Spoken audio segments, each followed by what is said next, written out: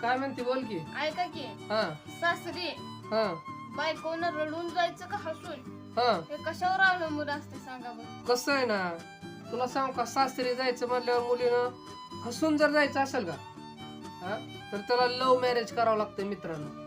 खरं आहे का खोटं आहे? खरे खरे खरे खरे. आणि जर रडत जायचं असेल बर का, असं जर जायचं असलं का नाही, तर त्याला मग अरेंज मॅरेज करावं लागतंय. म्हणजे कसं, मला तर असं वाटतंय लव्ह मॅरेज केलेलं लाखपटीनं चांगलं. का चांगलं तर ऐकून घे. का सांग का हा मुलाची माहिती आधीच काढून घेतली जाते. ती कसा आहे, कुठं राहतोय, कसा राहतोय, काय जे नाही ते सगळ्या खोड्या त्याच्या दिसते.